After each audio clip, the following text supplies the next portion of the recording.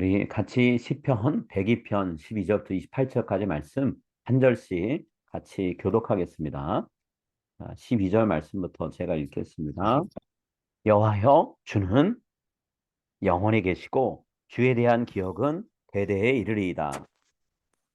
주께서 일어나사 일어나사 시온을 시온을 긍휼히 긍휼히 여기시리니 여기시리니 지금 지금은 그에게 은혜를 그에게 은혜를 베푸실 베푸시리라. 때라. 정한 정한 기한이 기한이 다가온 다가옴이니이다. 이내이다. 주의 종들이 시온의 돌들을 즐거워하며 그의 뜰끌도 은혜를 받나이다.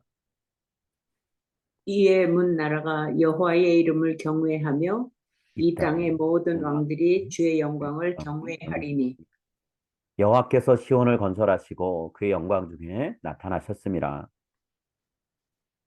여호와께서 빈궁한 자의 기도를 돌아보시며 그들의 기도를 그를 멸시하지 멸시하지 아니하셨도다. 아니하셨도다. 이 일이 장래 세대를 위하여 기록되리니 창조함을 받을 백성이 여호와를 찬양하리로다.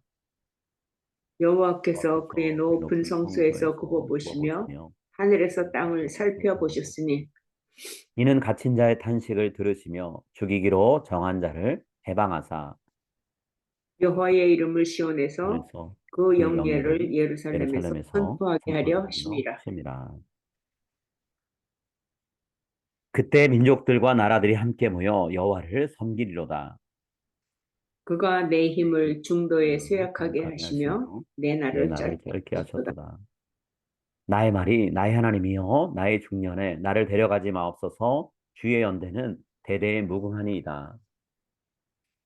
주께서 옛적에 땅의 기초를 외우셨사오며 하늘도 주의 손으로 지으신 바니이다. 천지는 없어지려니와 주는 영존하시겠고 그것들은 다 옷같이 낡으리니 의복같이 바꾸시면 바뀌려니와 주는 주는 한결 같으시고 한결같으시고 주의 주의 연대는 연대는 무궁하리이다. 무궁하리이다. 함께 읽습니다. 주의 주의 종들의 종들의 자손은 는 항상 항상 안전히 안전히 거주하고 거주하고 그의 그의 후손은 후손은 주 앞에 주 굳게 앞에 굳게 서리이다. 서리이다 하였도다. 아멘. 네. 오늘은 소망이 되신 하나님이란 제목으로 우리 같이 말씀을 함께 나눴으면 합니다. 고명은 선교사님이 작사 작곡한 세상 흔들고라는 찬양이 있는데요. 이 찬양은 뭐 대략 한 뭐 25년 정도 전에 처음으로 불리기 시작해서 지금도 계속해서 불리고 있는데요. 저는 이 찬양을 제가 개인적으로 부를 때마다 그 안에 담겨 있는 곡 안에 담겨 있는 가사 때문에 개인적으로 굉장히 많은 은혜와 도전을 받아요. 우리가 사는 이 세상의 모든 것들이 다 시간이 지나면 변하죠. 우리 외모도 변하고 사람의 마음도 때로 변하고 또 우리가 살아가는 주변 환경은 뭐 눈에 띄게 확연하게 변하고 있잖아요. 제가 처음 올바니에 왔을 때와 지금의 올바니를 비교해봐도 변한 것들이 너무 많거든요. 성도님들도 제가 처음 왔을 때는 저를 환영해서 맞아주는 그런 성도들이 거의 다였다면 이제는 제가 환영하고 맞아드려야 되고 또 우리 성도들이 따뜻하게 맞아야 될 분들이 훨씬 더 많아졌죠. 그래서 어떤 분들은 지난 팬데믹 기간 동안 우리 교회 성도님들이 또 많이 바뀌셨기 때문에 모르는 분들이 많다라는 얘기를 하세요. 근데 그 이야기를 제가 지난 10년 넘게 계속 듣고 있는 것 같아요. 그런 말이 나오는 이유는 우리 교회가 끊임없이 구성원이 변하고 있다는 얘기거든요. 근데 이 변한다는 게 어떤 겉에 보이는 것만 그런 게 아니고요. 우리가 하나님을 믿는 모습도 시간이 지나면서 예외 없이 변해가더라는 거예요. 단순히 우리가 믿는 어떤 모습의 겉모양만 바뀌고 있는 게 아니고요. 믿음의 속 내용도 바뀔 때도 있습니다. 심한 경우는 믿음 자체가 우리 안에서 사라지는 걸 볼 때도 있어요. 같이 신앙생활했던 사람들인데 어느 순간 보니까 교회와 거리를 두고 신앙생활 안 하는 사람들. 그래서 나 혼자 하고 있다라는 것을 생각하게 되는 경우들이 있죠. 네, 이렇게 모든 게 다 변하는 이런 세상을 바라보면서 이 고용원 선교사님은 이 찬양을 통해 뭐라고 얘기하냐면 하나님을 향해서 나는 변치 않겠습니다.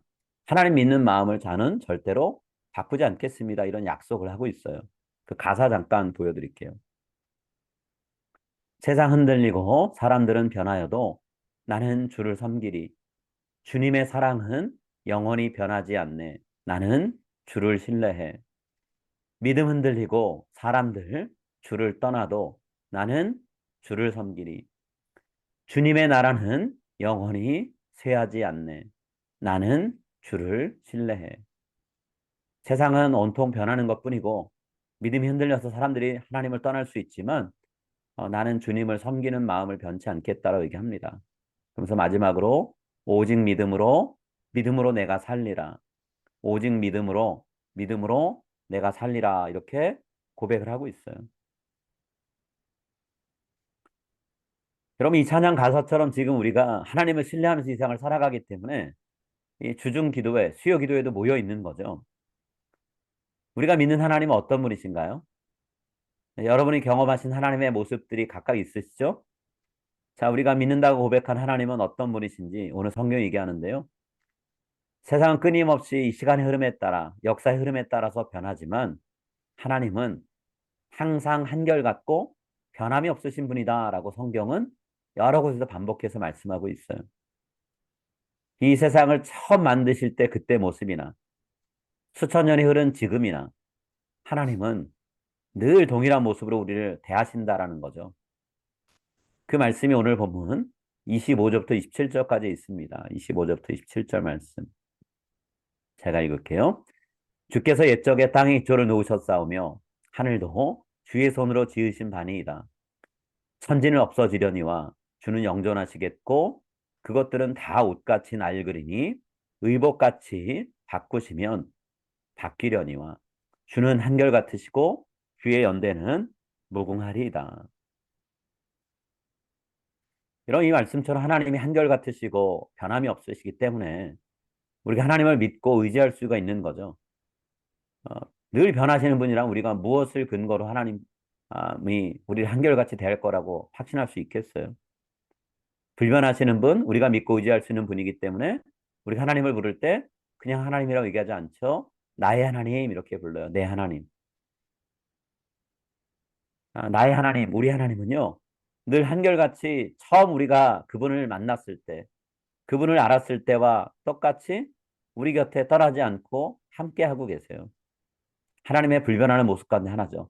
늘 우리 곁을 지켜주시는 것이요. 자, 그런 하나님이 내 하나님이 되셨기 때문에 우리가 하는 말에 귀를 기울여 주시죠. 너희 다 내 거야.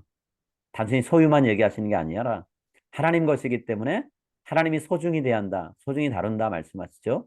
그래서 우리가 하나님께 하나님 제가 이런 일이 있습니다라고 이야기하면 그래 이야기해봐라 하면서 들어주신다라는 거예요. 자, 우리가 하나님 앞에 나가서 얘기할 수 있다, 기도할 수 있으니까 우리가 또 하나님께서 우리가 드린 기도에 응답하실 거라는 기대도 또 할 수 있는 거죠. 오늘 시편 기자가 17절에서 하나님께서 자기의 기도를 들으신다라는 어떤 확신, 기대를 분명히 표현하는데요. 자, 이렇게 얘기합니다. 여호와께서 빈궁한 자의 기도를 돌아보시며 그들의 기도를 멸시하지 아니하셨도다. 하나님께서 내가 드린 기도를 돌아보셨고 멸시하지 않고 응답하셨다는 거예요. 사실 오늘 시편 102편의 내용은 시편을 기록하고 있는 이 사람이 하나님께 벌을 받아서 빈궁한 상태에 이르는 그런 상황에서 기도한 거라고 말할 수 있는데요. 자, 그런 때도 하나님을 의지하고 도움을 청하면 하나님이 그 기도를 들은 채 만체하지 않으신다는 거예요. 멸시하지 않으신다 그랬어요. 하나님께 우리가 마음을 돌이키고 하나님께 도움의 요청을 하면서 손을 내밀면 하나님 우리가 내민 손 뿌리치지 않으신다라는 거예요. 나 너 모른다 이렇게 얘기하지 않으신다는 거죠. 여러분 시편 기자가 하고 있는 이 말이 맞지 않나요? 하나님이 자기가 저지른 죄를 참회하고 애통하는 사람들 외면하지 않으신다고 얘기하잖아요. 하나님이 찾으시는 사람은 마음이 애통해하는 사람, 참회하는 심령을 갖고 있는 사람이다 얘기하시잖아요. 어, 외면하거나 내버리는 게 아니라 오히려 하나님은 진심 어린 마음으로 회개하는 그 소리를 귀 기울여 들으신다 얘기하죠. 그리고 반응해 주시는 분이세요. 우리가 그런 하나님인 줄 알고 그 하나님의 모습이 변하지 않기 때문에 언제 어디서든 하나님의 긍휼을 기대할 수 있는 거고 하나님의 은혜가 우리에게 부어지기를 우리가 기다릴 수 있는 거잖아요. 13절과 14절 말씀에 하나님의 긍휼을 기대하고 하나님의 은혜를 기다립니다라는 표현이 있는데요. 우리 13절, 14절 말씀 한번 같이 읽겠습니다. 주께서 일어나사 시온을 긍일히 이리 여기시리니 여기니 지금은 지금은 그에게 은혜를 은혜를 베푸실 때라 정한 기한이 정하니이다. 다가옴이니이다.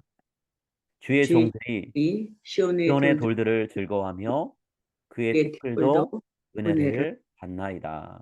아멘. 여러분, 이스라엘 백성이 살고 있는 땅, 중심이라 할 수 있는 예루살렘, 시온에 하나님께서 긍휼을 베푸시고 시온을 긍휼히 여기신다 그랬어요. 어느 정도까지 하나님의 긍휼히 여기시고 은혜를 베푸시는지 시온에 있는 돌들이 기뻐한다 그랬습니다. 그리고 그 땅에 있는 티끌들, 흙과 같은 먼지들도 은혜를 받는다 얘기했어요. 하나님의 은혜가 어느 것 하나 유의 없이 다 내린다는 걸 티끌도 은혜 받는다라는 표현을 하고 있죠. 하나님 Excuse me. 그런 분이시라는 거예요. 우리의 마음을 하나님께서 들으시고 그 소리에 반응하신다라는 거죠. 네, 그러면 우리가 하나님의 긍휼과 은혜를 경험했을 때 어떻게 우리가 반응하는 게 맞을까요? 은혜를 누린다, 은혜를 받는다, 받기만 하면 끝나는 게 아니잖아요. 받은 은혜에 대해서 우리가 하나님께 어떤 반응이 있어야 될 텐데요.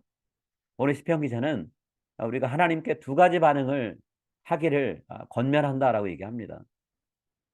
첫 번째 반응은 뭐냐면 우리가 하나님의 긍휼과 은혜를 경험했을 때 하나님이 우리에게 베푸신 긍휼과 은혜를 세상 사람들에게 널리 알릴 일을 하라라고 얘기하고 있어요. 19절 21절입니다. 여호와께서 그의 높은 성소에서 굽어보시며 하늘에서 땅을 살펴보셨으니 이는 갇힌 자의 탄식을 들으시며 죽이기로 정한 자를 해방하사 여호와의 이름을 시온에서 그 영예를 예루살렘에서 선포하게 하려 하심이라. 우리와는 비교도 안 되는 그런 분이 하나님이시잖아요. 전지전능하시고 우리와 다른 세상에 살고 계시는 분인데 그분이 허리를 굽혀서 우리를 살펴보시고 우리가 살고 있는 이 땅을 보살피신 분이 하나님이시라는 거예요. 갇혀있는 자가 탄식하면 그 소리 들어주시고 하나님께서 죽이기로 결정했던 사람도 그가 회개하면 살리기로 마음 바꾸시고 풀어주신다라는 거죠. 그럼 그래서 우리가 이런 은혜를 받고 나에게 하나님께 주신 은혜가 이런 것들입니다라고 우리가 전하는 말을 사람들이 들을 수 있도록 우리가 말을 하고 사람들이 하나님이 어떤 분인가? 하나님 베푸시는 긍휼은 나에게도 베풀어 줄 수 있는가? 이런 궁금증을 가지고 관심을 가지고 하나님 앞으로 나올 수 있도록 우리가 이끌어야 된다는 거예요. 사람들의 시선이 우리가 은혜를 받아갖고 문제 해결된 잘 살고 있는 우리한테 초점이 맞춰지는 게 아니라 우리 문제투성이지만 은혜를 베풀어서 우리가 갖고 있는 모든 문제를 해결해 주시는 하나님을 바라볼 수 있게 하는 게 우리의 자리라는 거죠. 하나님 우리의 인생에서 어떻게 일하시는지를 사람들이 보고 들으면서 자기들 입으로 당신들이 경험한 그 하나님은 오늘 나에게도 찬양과 경배를 받기 합당하신 분입니다라고 사람들이 하나님을 찬양할 수 있도록 인도해 준다는 거예요. 22절에 우리가 하나님이 베푸신 은혜를 사람들에게 선포했을 때 기대되는 그리고 소망으로 이루어지길 원하는 결과를 얘기하고 있죠. 22절입니다. 그때 민족들과 나라들이 함께 모여 여호와를 섬기리로다. 먼저 하나님의 긍휼과 은혜를 누린 우리들, 먼저 하나님을 믿은 우리들이 사람들에게 하나님이 이런 분입니다라고 선포해서 우리의 삶의 모습을 사람들이 바라보면서 당신이 믿고 있는 그 하나님은 예배를 받으셔야 되는 분입니다라고 사람들이 인정하는 그 자리로 나아가길 원하신다라는 거예요. 여러분, 예수님 믿는 사람이 예수 믿지 않은 또 다른 사람들을 예수 믿는 사람이 되도록 도울 수 있는 거잖아요. 먼저 안 사람이 모르는 사람에게 가르쳐 줄 수 있는 거고, 먼저 경험해 본 사람이 하나님이 어떤 분인지를 알려줄 수 있는 거잖아요. 그렇기 때문에 예수님이 사람이 사람을 부른다는 이 원리를 가르치기 위해서 12제자를 부를 때 뭐라고 얘기하셨나요? 내가 너희로 사람을 낚는 어부가 되게 하겠다 얘기했었어요. 하나님의 부르심은 사람을 통해 또 다른 사람에게 전달될 때가 너무나 많더라는 거죠. 전도가 그렇잖아요. 오늘 내가 예수 믿으라고 얘기해서 안 된, 사람이 갑자기 변하지 않을 수 있지만, 한 명, 두 명, 세 명, 네 명 점점 쌓여가다 보면 어느 순간 그 사람이 마음속으로 들었던 이야기들이 그 마음 안에서 차곡차곡 쌓여서 어느 순간 그 말씀에 반응할 수 있는 그런 준비가 된다라는 거예요. 여러분 시대가 변했어도요. 상관없이 하나님이 변함없이 쓰시는 전략 중에 하나, 선교 전략 중에 하나 뭐냐면 사람을 낚는 어부대게에서 또 다른 사람을 하나님 앞으로 이끌어오는 거. 그거 하나님 아세요. 가족일 수도 있고요. 이웃이 될 수도 있고요. 친구가 될 수도 있고요. 전혀 모르는 사람이었지만 길거리에서 만난 사람이 전도하다가 혹은 나하고 사업 거래처에서 일하는 사람 중에 나에게 예수님을 소개해 주는 사람이 있어서 예수 믿게 되는 그런 경우도 있다는 거죠. 심지어는 비행기에 타서 바로 옆에 앉아 있는 사람과 대화를 나누다가 그 대화 중에 예수님에 대한 이야기를 꺼내놨다가 전도가 되어서 예수를 믿겠다고 영접 기도하는 그런 경우도 있단 말이에요. 근데 코로나 팬데믹을 지나면서 아, 모든 사람들한테 이웃이 참 중요해졌다. 이웃이 얼마나 나한테 중요한지를 사람들이 더 강하게 느끼게 됐다라고 얘기해요. 그래서 문학평론가 중에 고영직이란 분이 있는데요.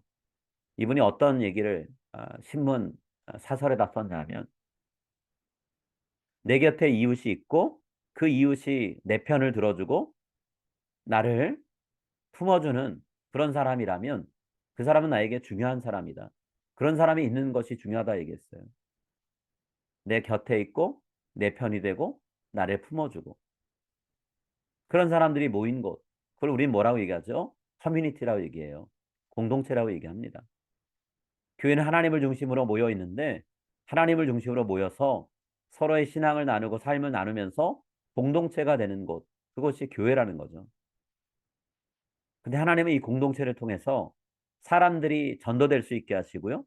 또 공동체를 통해서 하나님을 만나게 하신다는 거예요. 우리가 살면서 만나는 주변 분들한테 부지런히 우리가 만난 하나님, 우리가 경험한 하나님의 이야기를 열심히 해주면서 그분들도 하나님을 만나는 것이, 하나님을 알아가는 것이 나에게 가장 귀한 일이다라고 본인들 입으로 고백할 수 있는 그런 만남을 많이 갖게 되길 소망합니다. 하나님께 우리가 은혜 받았고 긍휼을 누렸다면 부지런히 사람들한테 나에게 삶의 은혜를 주시는 분은 하나님이십니다. 나에게 긍휼을 주시는 분은 하나님이십니다라고 하나님 자랑을 우리가 많이 했으면 좋겠어요. 자, 두 번째로요. 우리가 하나님의 긍휼과 은혜를 경험했을 때 해야 될 일이 뭘까요? 물론 우리가 하나님께 감사해야 되는데요. 감사할 뿐만 아니라 또 한 가지 해야 될 게 있는데 우리가 하나님께 받은 긍휼과 은혜를 기록으로 남기는 일이에요. 후대를 위해서 남겨주는 거예요. 우리 자녀들과 믿음의 후배들이 하나님이 어떤 분인지를 우리가 기록해 놓은 것을 통해 알아갈 수 있도록 믿음의 유산을 남겨준다는 거예요. 그래서 우리 자녀들 입에서도 하나님을 찬양하는 소리가 우리가 떠난 이후라도 계속 나올 수 있도록 해줘야 된다는 거죠. 자, 17절, 18절 말씀에 이렇게 얘기합니다. 여호와께서 빈궁한 자의 기도를 돌아보시며 그들의 기도를 멸시하지 아니하셨도다. 이 일이 장래 세대를 위하여 기록되리니 창조함을 받을 백성이 여호와를 찬양하리로다. 여러분, 장래 세대를 위해 기록된다 그랬습니다. 창조함을 받을 백성이란 의미는 어떤 측면에서는 아직은 태어나지 않은 후손들을 얘기해요. 아직은 태어나지 않은 사람들이요. 그 사람들이 우리가 남긴 이 믿음의 기록, 하나님의 은혜에 대한 발자취를 우리가 적어놨을 때 그것을 읽고 그것을 묵상하면서 하나님을 예배하는 사람 된다라는 거예요.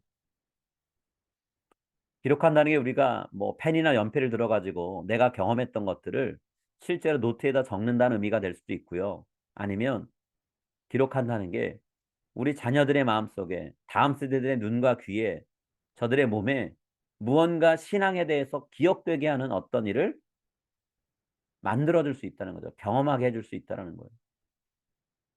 하나님이 누구신지를 몸으로 기억하는 자녀 세대와 다음 세대라면 여러분 하나님 떠날 수가 없는 거예요. 그 몸에 남아있는 기억이 저들을 그렇게 되도록 내버려두지 않는다는 거죠. 오히려 하나님을 굳게 붙들고 하나님과 함께하는 삶을 살게 되어 있다는 거예요. 최근에 목회 데이터 연구소에서 교회를 떠난 청년들, 소위 우리가 가난한 청년이라고 얘기하는 그런 사람들 대상으로 조사를 해봤어요. 그랬더니 어떤 청년들이 떠나나 신앙 수준이 어느 정도 되는 청년들이 떠나나 봤어요. 신앙 수준을 기본부터 시작해서 입문부터 시작해서 4단계로 나눴거든요.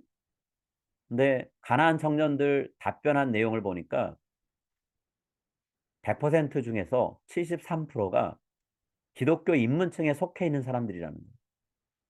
기독교 입문층을 쉽게 얘기하면 뭐냐면 저 하나님 믿습니다. 근데 저 예수님에 대해서는 잘 몰라요. 이렇게 얘기하는 사람들이에요. 이 말은 하나님에 대해서 제대로 모른다는 얘기거든요. 그러니까 기독교 신앙을 이제 막 맛보긴 했는데 제대로 알지 못하는 가장 기초 단계에 있는 사람들인 거예요. 그런 사람들이 교회를 쉽게 떠나더라는 거죠. 73%니까 전체 중에서. 구원자이신 예수 그리스도를 알지 못해요. 그분의 인격적으로 만나본 적이 없는 거예요.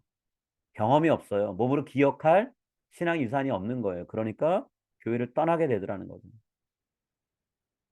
이 가나안 청년들한테 또 다른 질문했어요. 지금 신앙생활 하시는 이유가 뭡니까? 교회는 정기적으로 안 나간다고 해도 당신이 신앙을 버리지 않는 이유는 뭐죠?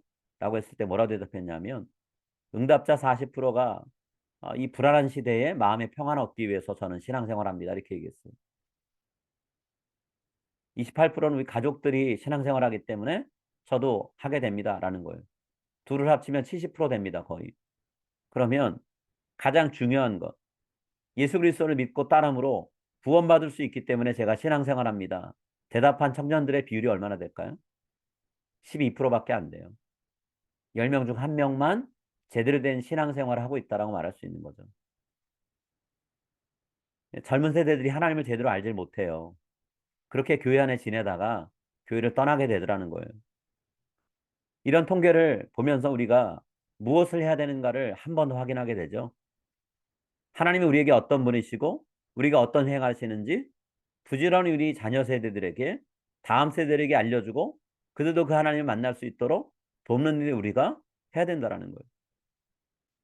그럴 때 우리 자녀들이 앞으로 살아가면서 하나님의 손길 안에서 살아갈 수 있는 거예요. 하나님이 지키시고 보호하시는 그 손길 안에서 안전하고 든든한 삶을 살 수 있다라는 거죠. 하나님이 오늘 우리에게 주신 말씀 맨 마지막 구절이 바로 그런 소망을 우리한테 품게 해주는 그런 구절이에요. 우리에게 소망을 주신 하나님께서 우리 자녀들의 미래를 책임지신다, 보장하신다, 그렇게 말씀하고 있어요. 하나님 손에 우리 자녀들이 붙들리기만 하면 하나님께서 그들에게 말씀을 가르치시고 또 말씀대로 살도록 이끌어 주신다는 거죠. 우리가 우리 아이들이 기억할 수 있는 말씀들을 부지런히 전하고 가르치는 사람 되었으면 좋겠어요. 우리가 받은 은혜 내용이 뭔가, 하나님이 어떻게 우리를 보살피시는가를 부지런히 자녀들한테 우리가 말했으면 좋겠습니다. 28절 말씀 우리 같이 읽을 텐데요. 우리 자녀들, 우리 다음 세대들의 미래를 하나님 손에 맡깁니다 하는 그런 마음으로 우리 28절 말씀을 마지막으로 같이 읽도록 하겠습니다. 함께 읽습니다. 주의 종들의 자손은 항상 안전히 거주하고 그의 후손은 주 앞에 굳게 서리이다 하였도다. 아멘. 주의 종으로 살아가는 우리들의 자손들이 하나님 안에서 안전히 거주하고 그들의 또 후손들이 주 앞에서 하나님 앞에서 굳게 서기를 간절히 바라고 소망합니다. 우리 같이 기도하겠습니다.